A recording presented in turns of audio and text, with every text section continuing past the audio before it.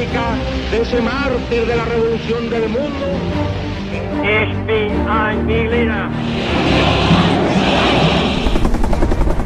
One small step for man. I have never been a quitter. Мы стали одним из главных оплотов по перестройке.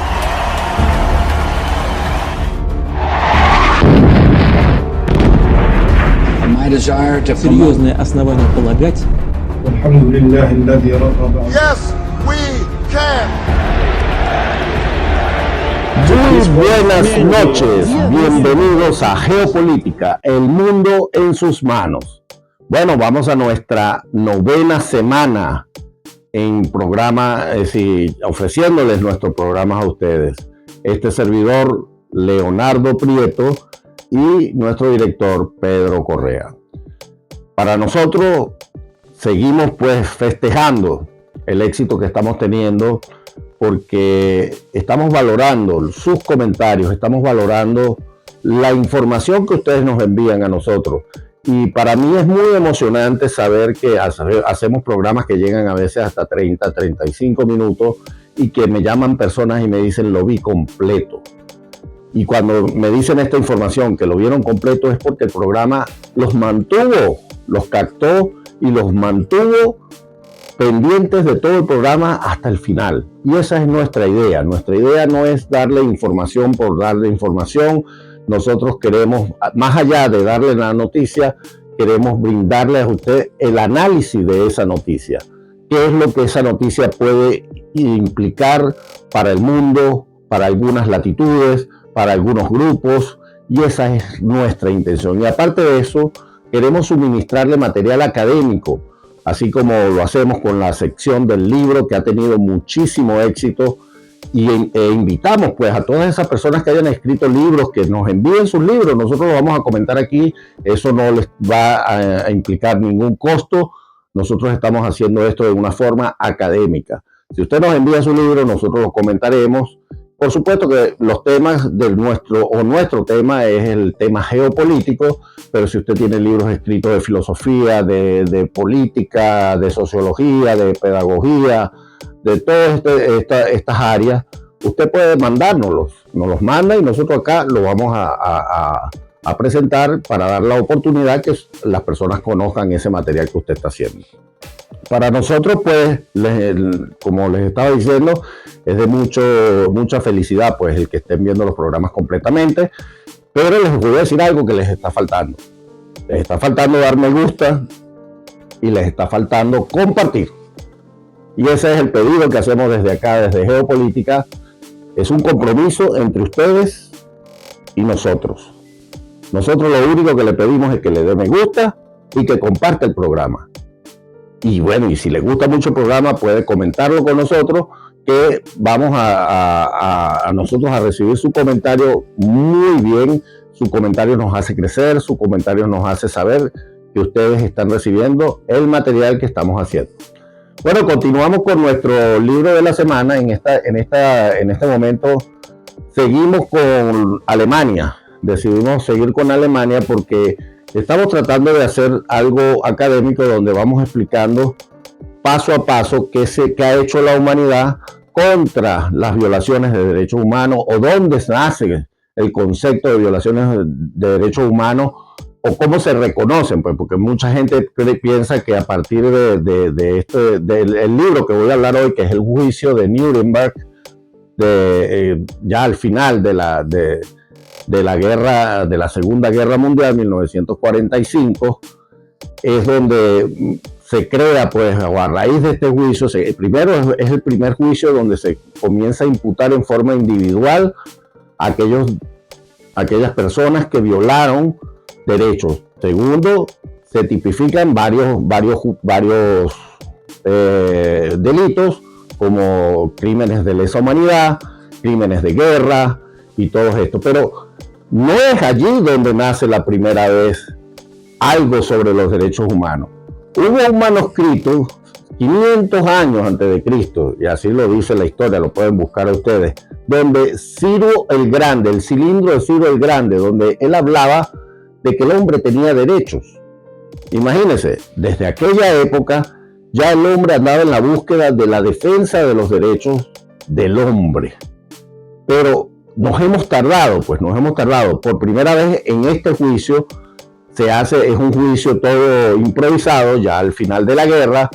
4 países, Gran Bretaña, Inglaterra, Francia y Rusia, son los que forman parte del tribunal. Es un tribunal no como hoy, que existe la Corte Penal Internacional. En ese momento no existía la Corte Penal Internacional.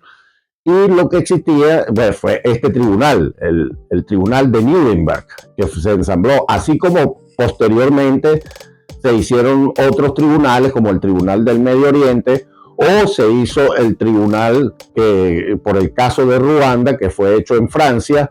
Ruanda, recuerden que siempre lo nombramos por la gran violación de derechos humanos que hubo allí. El presidente de Ruanda compró y armó a sus súbditos, los armó a sus seguidores con machetes, porque el país no tenía suficiente dinero. Entonces compró machetes y cuchillos para toda su gente, y así fue que murió ese 1 millón de personas. Les comento esto porque ahí se creó el Tribunal de Ruanda. Luego es que se crea la Corte Penal Internacional. Y viene pues el Estatuto de Roma de 1998. Pero esta es nuestra intención, darle una cronología a la historia, darle una cronología a la parte académica, porque todos tenemos derecho a saber de esto. Todos tenemos derecho a saber de dónde viene las cosas. Mucha gente está pendiente en el caso de Venezuela de que se ponga a Maduro en la cárcel, y pues este fiscal no lo ha hecho, y yo lo que quiero es que entiendan por qué no lo ha hecho. Pues él tiene intereses guardados, ya lo sabemos, y así, pero no solo él. Hay ONGs que deberían de presentar recusaciones contra ese fiscal y no lo hacen, porque esas ONGs reciben dinero también de afiliados a la izquierda. Entonces son gente que trata de defender los derechos humanos, pero dice, no vaya mucho, porque si gritas mucho le quitamos lo que le damos a la ONG tuya, y entonces no vas a poder entonces subsistir. Y entonces pues así se quedan callados mucha gente, muchas personas, y no defienden los derechos humanos en la forma que hay que defenderlos. Pues volvemos al juicio de Nuremberg. Disculpe que me extendí un poco en la historia, pero esta es parte de la idea. El juicio de Nuremberg, que les estoy recomendando, es una edición en español hecha por Annette Biodioska. No me disculpa la pronunciación. Ella es una historiadora francesa y especialista en el Holocausto. Toma como base las actas originales del juicio y los testimonios de primera mano para narrar magistralmente y de principio a fin todo lo que acontece en el juicio de Nuremberg. En ese video que vamos a ver ahorita un video que se lo vamos a presentar, y después del video comentaremos. Con ustedes el video. El mayor proceso criminal de la historia empezó en noviembre de 1945 en Nuremberg, en donde 10 años antes, en pleno esplendor del Reich, se habían promulgado las leyes antisemitas. Los más altos mandatarios nazis iban a tener que responder de sus crímenes. Entre ellos, Hermann Göring, número 2 del régimen. Rudolf Hess, el ideólogo principal del nazismo. Y también Wilhelm Keitel, comandante supremo de la Wehrmacht. Un total de 21 líderes nazis derrotados pasaron ante el tribunal. Al inicio del proceso, Robert Jackson, fiscal general norteamericano, se dirigió al tribunal. Las fechorías que debemos condenar y castigar ponen de manifiesto una premeditación tal, y han sido tan infames y destructoras, que la civilización no puede permitirse ignorarlas, porque no podría sobrevivir si se repitiesen. Sin ningún remordimiento, los acusados se acercaron al estrado. Me declaro no culpable. Me declaro no culpable. Me declaro no culpable. No culpable. Casi un año de juicios, 400 audiencias y 16.000 páginas de actas fueron necesarios para que la barbarie de la Orden Negra saliese a la luz. El testimonio de la resistente comunista Marie-Claude Vaillant-Couturier, prisionera en Auschwitz y Ravensbrück, conmovió a la asistencia. ¿Escucha bien? Sí. Una noche nos despertaron unos gritos espantosos. Al día siguiente nos enteramos por los hombres que trabajaban en el Sonderkommando, el comando de la cámara de gas, que la noche anterior, como no tenían bastante gas, habían arrojado a unos niños vivos a los hornos.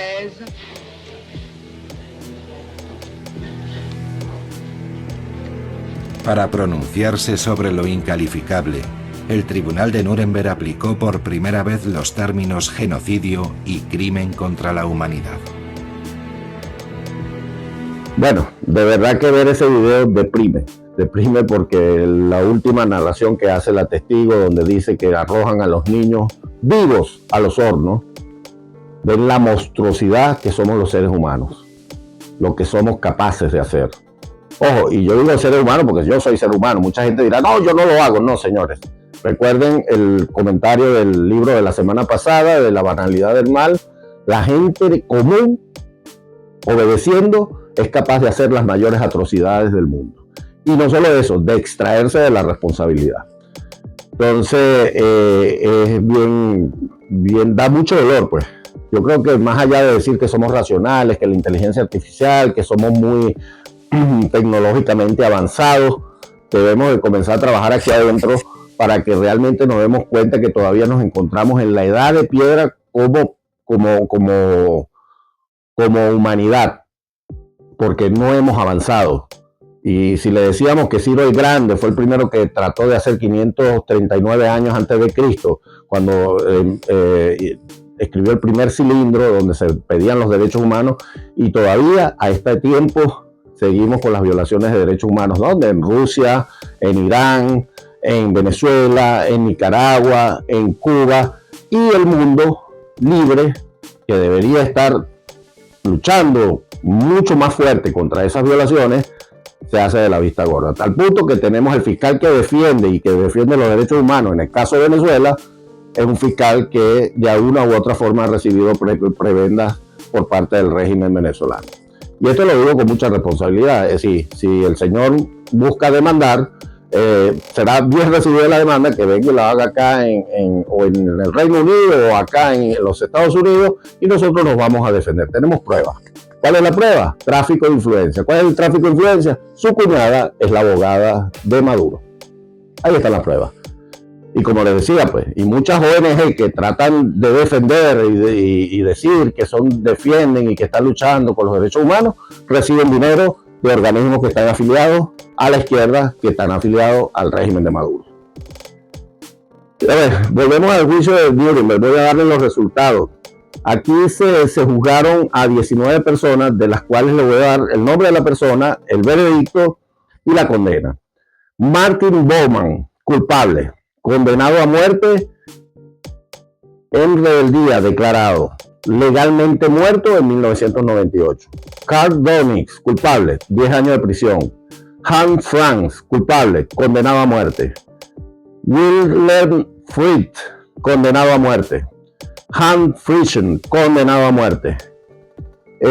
Hans Friesen, absuelto. Hans Fischer, absuelto. Walter Fuchs, culpable, condena perpetua, liberado en 1957 por motivos de salud. Hermann Göring, culpable, condenado a muerte, se suicidó antes de la ejecución. Rudolf Hertz, cadena perpetua, murió en prisión en 1987. Alfred Jols, culpable, condenado a muerte. Ernst Kattenbrunner, condenado a muerte. William Cater, condenado a muerte. Gustav Krupp Bonn, declarado no apto para ser sometido a juicio. Me imagino que fue por locura. Gustav Krupp Bonn, declarado no apto para ser sometido a juicio. Robert Lake, no condenado, se suicidó antes del juicio. Frank Bond, absuelto. Eric Redder, culpable. Joachim von Ribbentrop, culpable, condenado a muerte. Fritz Sauker, condenado a muerte. Harry Marx Strauch, absuelto. Baldur Bond, 20 años de prisión. Albert Spin, 20 años de prisión. Julius Streicher, condenado a muerte. Y Arthur C. Inquart, condenado a muerte. Bueno, este juicio dejó ese precedente. A partir de allí, en 1948 se hizo la Declaración Universal de los Derechos Humanos a raíz de todo lo acontecido en la Segunda Guerra Mundial, y este juicio fue fundamental. Recuerden que una de las cosas que decían era que no se les podía juzgar por algo que ya había pasado y que no existían leyes que generaran responsabilidad sobre lo que ellos habían ejecutado. Y las leyes no eran retroactivas. Esa fue su mayor defensa. Pero bueno, eso no prescribe. Y ahí se decide que los derechos de violación de derechos humanos, es decir, las atrocidades, genocidios, no prescriben y la responsabilidad es individual. Bueno, continuamos nosotros acá con geopolítica. Vamos a hablar de Rusia.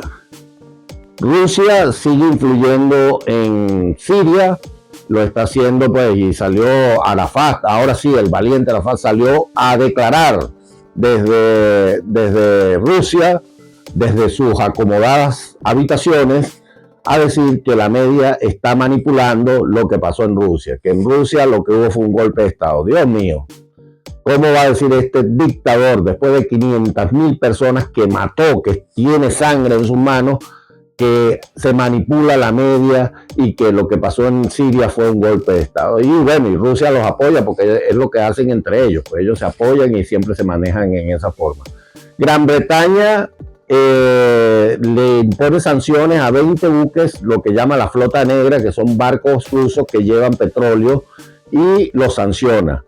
Y dice que ellos están operando y que están llevando, lo que yo les decía el otro día, las sanciones, hay muchas sanciones contra Rusia, pero a Rusia todavía no se le ha sancionado como se le puede sancionar, o como el presidente Trump pensaría sancionarle. Por eso que Rusia baja el tono con el presidente Trump, porque el presidente Trump ya comenzó a usar su arma secreta, que es el dólar. Recuerden que se los comentaba, el dólar es el arma secreta de los Estados Unidos. Ya comenzó a usar su arma secreta y ya está haciendo efecto tanto en China, que a lo mejor viene como invitado a la toma de posesión del presidente Trump, y bueno, Vladimir Putin yo no creo que venga, pero esa arma, yo le llamaría no arma, yo le llamaría el ablandador de voluntades. El dólar ablanda voluntades. Y no solo voluntades en conjunto, en colectivo, de un gobierno o de una organización criminal o de una organización, sino también de individuos. Y ese dólar, pues lamentablemente también es lo que ha hecho, ha ablandado voluntades en la parte de los buenos, porque los buenos somos más, así como el señor Karim Khan. No me voy a cansar de ir en contra del señor Karim Khan. Señor Karim Khan, usted debe renunciar, usted debe irse a su casa a dormir, como ese los reales que ya le deben haber dado.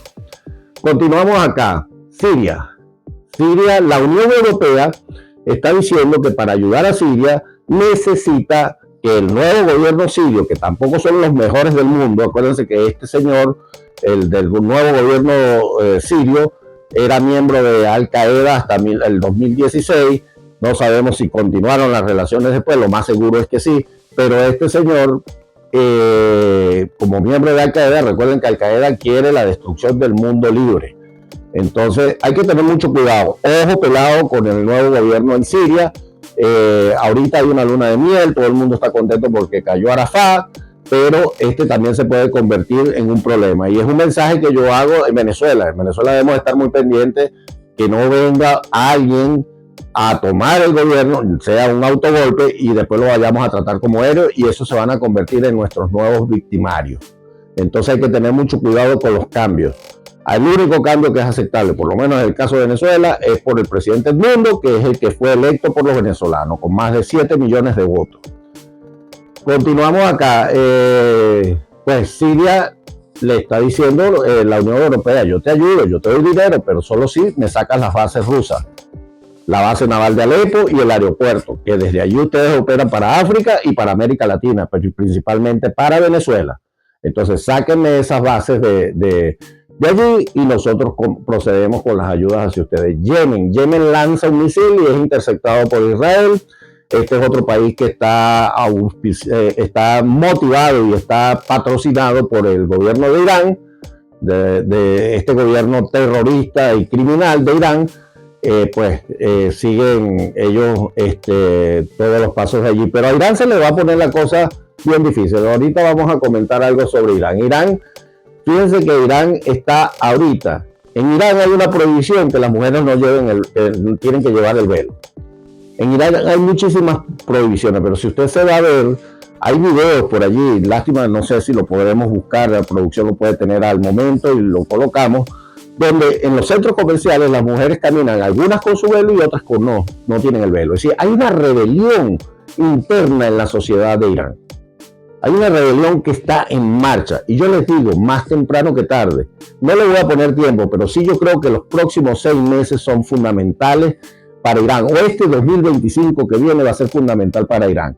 Irán puede caer el sistema teocrático que está instaurado, porque en Irán se huele, se siente un sabor a libertad, porque ya hay una rebelión interna. Recuerden que la primavera árabe generó un efecto dominó, pues el efecto de Siria también está generando un efecto dominó. Irán no tiene dinero, Irán está ahorita perdiendo sus influencias en el Medio Oriente. Con la pérdida de Siria, Irán no tiene paso directo hacia el Líbano. El Líbano va próximamente a tener que negociar porque ya pierde el apoyo logístico que tenía de Irán, porque Irán ya no tiene paso directo por Siria.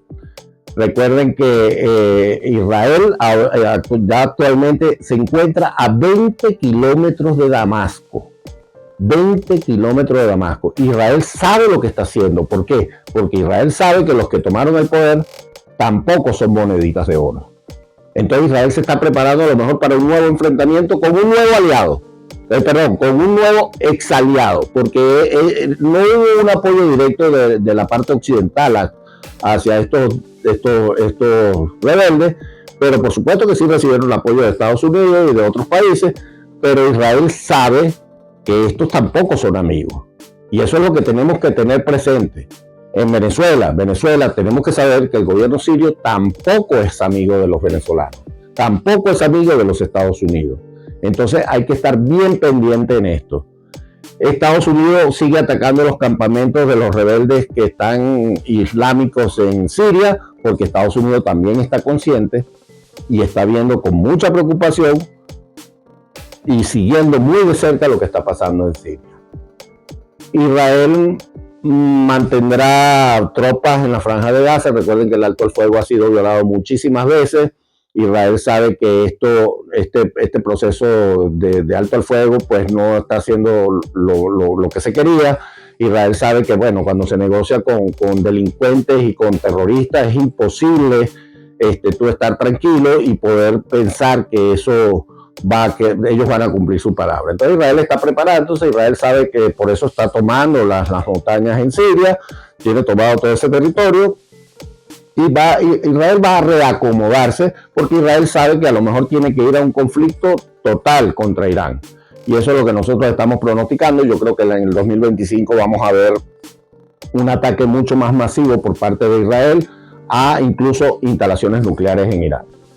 El problema, aunque venga el presidente Trump, que viene con muy buena voluntad de que haya paz, recuerden que el presidente Trump es un aliado directo de Netanyahu. Él no solo lo va a apoyar, sino que va a mantenerlo en ayuda total. Continuamos aquí,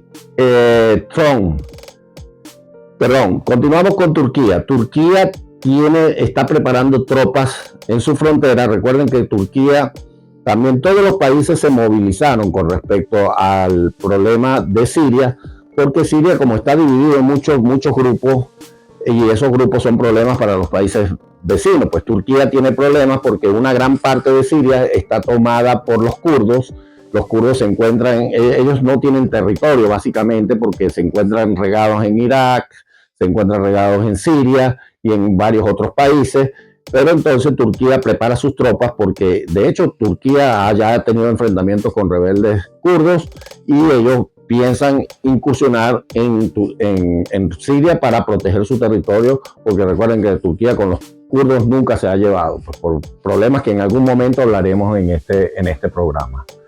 Siguen las amenazas de los drones en Estados Unidos.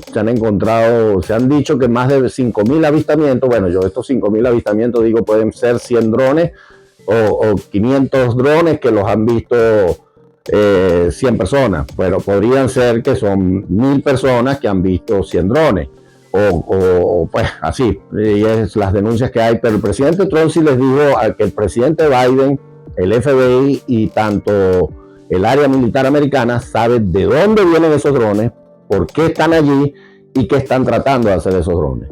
Entonces yo creo que también el mensaje es al presidente Biden que nos infórmenos, porque si hay algo malo que está pasando, nosotros los ciudadanos tenemos derecho también a saber qué es lo que está pasando en el sitio donde desarrollamos nuestras vidas. Trump comenzó, bueno, como les decía, el uso de su arma secreta, ya jaló a China, jaló a todos los países, los está jalando a Vladimir Putin. Vladimir Putin ahora sí tiene ganas de negociar, pues es lógico que Rusia va a quedar con los territorios tomados. Ucrania en el corto plazo no creo que recupere esos territorios.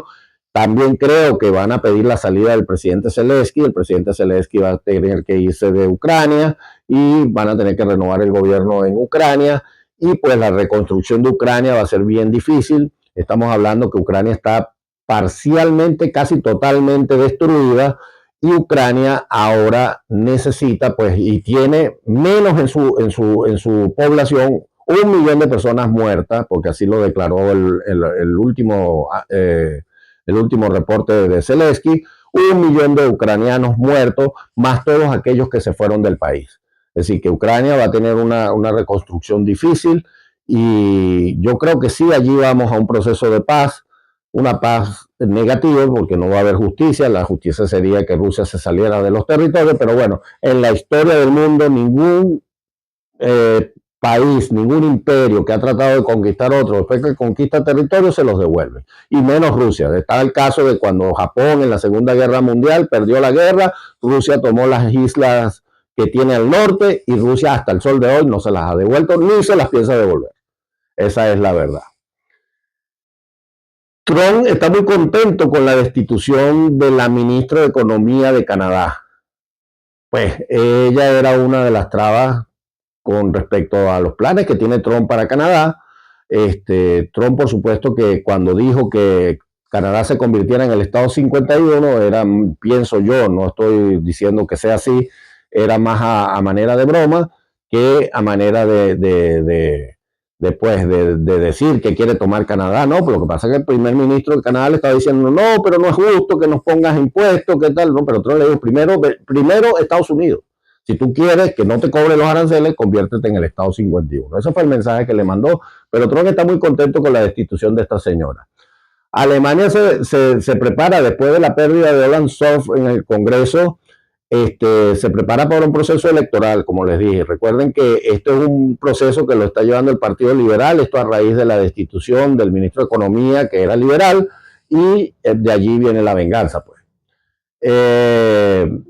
Israel, como les decía, a 20 kilómetros de Damasco, ya preparada para defenderse. También, bueno, el caso de Latinoamérica, Venezuela. El caso de Venezuela está bien sombrío, porque algunos dicen que el presidente Trump ya negoció con Maduro, los maduristas, los comunistas de Venezuela están prácticamente haciendo fiesta, porque diciendo que ellos se van a quedar en el poder, porque ya al presidente Trump le conviene negociar con Maduro. Bueno, yo le voy a decir este mensaje a los comunistas. Señores, ustedes son enemigos, y son enemigos del presidente Trump, así como lo es Irán.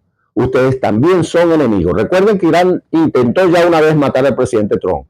Y hubo un venezolano que fue encontrado en la yarda de Mar-a-Lago, y según declaraciones del propio Eric Prince, dice que ese venezolano iba a intentar matar al presidente Trump. Entonces yo no creo que el presidente Trump venga con mano de seda. En geopolítica todo es posible.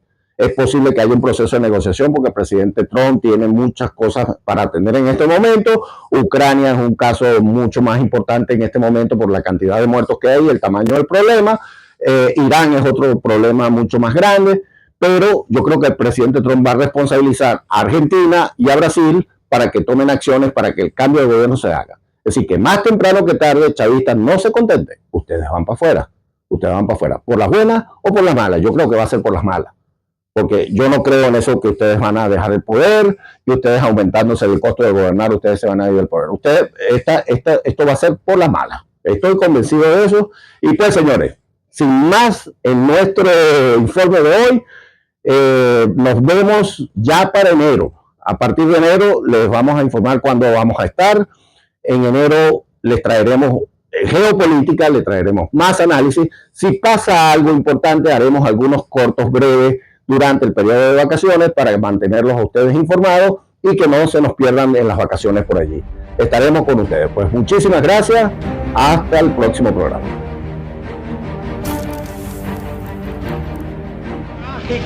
De ese mártir de la revolución del mundo, Aguilera. One small step for man. I have never been a quitter. Мы стали одним из главных оплотов по перестройке.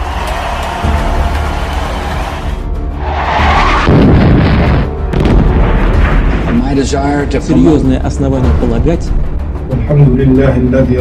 Yes, we can. Wir wissen in Deutschland,